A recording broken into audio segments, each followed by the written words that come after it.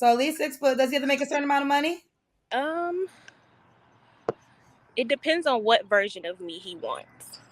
So guys, meet Dajanay. She's a 25-year-old runway model from the great city of Los Angeles, California. But I think we need to listen to her whole entire interview to understand exactly who and what she's looking for on Kendra G's dating show. What's your name, honey? Dajanay. People call me Barry. How old are you? 25. 25. Where are you calling us from? It's still daylight outside. Yeah, I'm in Los Angeles. Oh, LA, 25. What you do for a living, Barry? I'm a model, so I'm a runway model. Oh, you're a runway model. Okay. Yes, ma'am. You have any kids? No, ma'am. No kids. What's your zodiac sign? I'm a Leo. A Leo gang. I Barry, 25, LA, a model, no kids, Leo, runway model.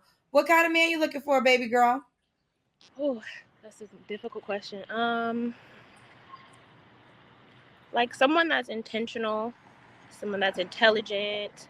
I know you were just asking people on Instagram, like God-fearing. What God-fearing means to me is that you do the right thing because you're scared of what he might say to you once you're, passed on to the other side. So. Okay. Everyone's always saying God-fearing, and people have told me to start asking individual people, what does God-fearing mean? That's why she answered that. Okay. What else?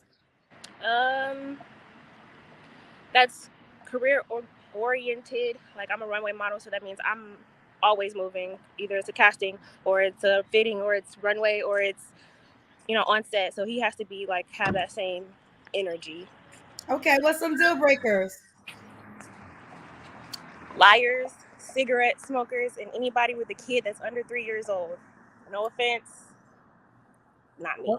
No kids under 3 years old. Do you want kids one day? Yes. Now you're a runway model. Does he have to look a certain way? Attractive. Like I would hope he was over 6 foot because I'm 5'9". So listen, do you want to cover up your breast? Or some people, the cousins, talk about your breast, or maybe you don't care. That's what you do for a living. Sorry, it's just like a crop top. Oh, it's a crop top. Okay. They're not out, I promise. It's just how my shirt is cut. Okay. Yes. Does the guy have to look a certain way? Just 6 foot. Other than that, I'm not really too picky. He has to be at least 6 foot. Because how tall are you? I'm 5'9". Okay. In heels, I'm over 6 foot. So. Okay. So at least 6 foot. Does he have to make a certain amount of money? It depends on what version of me he wants. So I make about $80,000 a year. So if he wants someone that's like equal and he's not looking for someone, I guess, too submissive, then he can make the same amount of as me. If he wants someone that's fully in their feminine energy, then yes, he needs to make at least double. Okay. So if he wants, so either he can make $80K or $160K. So at $160K, what kind of woman do you show up as? Just completely submissive. One of those women that do everything. I'm one of those women that study my man, or you know what I'm saying, I know what he wants when he wants it. He's not having to ask me to go make him a sandwich because I'm already making one. He's not asking me to pack his bag because it's already done. He's not telling me the things that he wants because I've studied him and I make sure they're done, on point. But this is the $160K package. You don't get that package at $80K? Not as much, no. I still would do things for you, of course. But if I'm also focusing on half the bills and making as much money as, both of us are bringing in, then no, I don't have as much mental capacity for that. Oh, okay. So I think I understand a little bit better. So if he makes double, that means you work less. Therefore, you can do more for him. Mm-hmm. But if he makes equal amount as you still have to work. So you can only show up half the time instead of all the time. So would you give up your career if you made $160K? Yes, mainly because like I also have like Instagram, so things like that is fine. But like me having to fly all over the world and do things like that, I wouldn't necessarily do that. Now, guys, you heard what she had to say, right? Now, let me just say this. A lot of brothers have been sending me this particular clip, and there's a discrepancy because, she said at $80,000, you'll get pretty much a lesser version in her femininity because she'll have to work and, have to do things, and that's going to take it away, right? But if you make $160K, you're going to get her complete feminine energy because it's double than what she's getting. Now, is that right? You see, yes and no. Let me just kind of explain what I mean. All right. If you are doing 50-50 with a lady, even in the United States where there's plenty of opportunities, women make a lot of money, we should all know they pretty much don't really respect it. All right. It's just really what it is. If you want a woman to be more giving to you, making money is not the only thing, because look at Will Smith, right? Will Smith makes a lot of money and he's still disrespected. So I don't think that's the only thing that contributes to the feminine energy, because there's a lot of guys who make a lot of money and they're in sexless marriages and they're on the couch.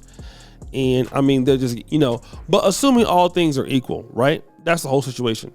If all things are equal and you're a man that, your woman likes you more than, you like her, you're doing some things interesting, you have a masculine frame. One of the things about being an alpha male is your ability to provide, all right? And if you're able to provide, your woman can have more energy towards you to do those things. It's something that is never going to change with men and women. I know a lot of guys don't like it, and a lot of guys are going to think it's fair, but it's pretty much the truth. The most feminine women that you find usually are the ones that come from communities where guys take care of them. Like, let's look at the even in the black community, the Nation of Islam.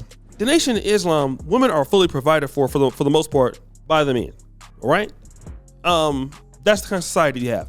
If you go to, let's say, for example, the Somali community in East Africa, most Somali guys are business people. Same thing even in America. Most affluent people that have, good things going, wives are submissive, wives act nice, all over the world. The more the men can provide, typically, the more submissive the women are. The less the men can provide, typically, the less submissive women are. And I'm not trying to get this confused with sex. A lot of brothers believe that, well, if a woman is giving you sex, she's being submissive.